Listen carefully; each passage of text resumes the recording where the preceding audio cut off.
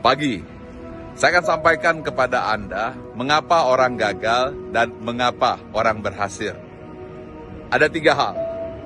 Yang pertama yaitu ilmu tapi tidak masuk ke dalam hati. Yang kedua, ilmu tapi tidak saling melengkapi. Yang ketiga, ilmu tapi tiada aksi. Baik, saya akan jelaskan dulu 7 ilmu teori dasar yang harus kamu ketahui. Yang pertama adalah hidup harus punya jiwa yang luas dan rasa syukur. Yang kedua, hidup harus punya rasa cinta, mengasihi, dan harus senantiasa memberi. Yang ketiga, hidup harus punya visi. Yang keempat, hidup harus punya pegangan yang tinggi. Yang kelima, hidup harus beraksi. Yang keenam, hidup harus memperbaiki diri, ambil yang baik saja. Yang ketujuh, hidup harus mampu mendeteksi dan membuang sikap dan tindakan yang buruk. Nah, pertanyaannya adalah bagaimana supaya ini masuk ke hati? Jawabannya adalah repetisi atau pengulangan. Nah, pengulangannya seperti apa? Saya akan berikan kepada Anda 7 ayat yang harus dibaca berulang-ulang dan masukkan ke dalam hati agar bisa menjadi aksi. Yang pertama, ayatnya adalah setelah Bismillahirrahmanirrahim, Anda harus berjiwa luas. Yang disebut dengan hati yang lapang, penuh rasa syukur. Anda harus baca Alhamdulillahirabbil alamin.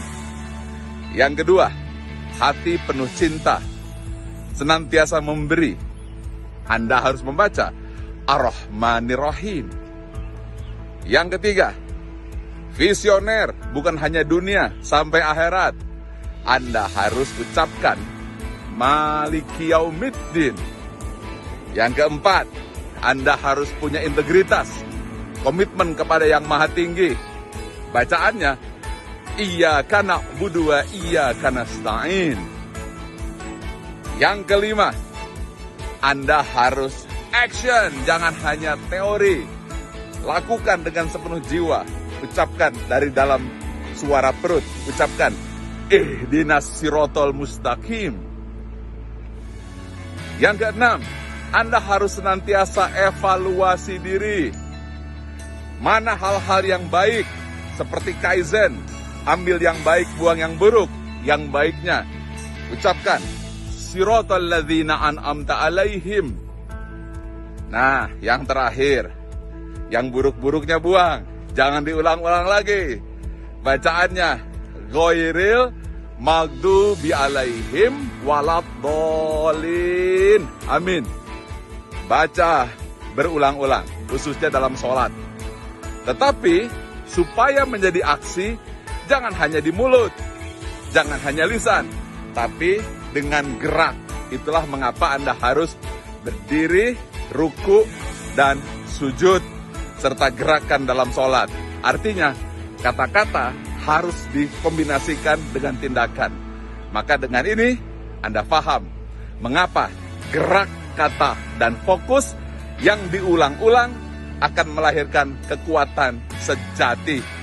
Salam sukses selalu, salam sehat, penuh semangat, sharing dan bagikan ke semua orang. Mudah-mudahan pahala untukmu. Semangat pagi!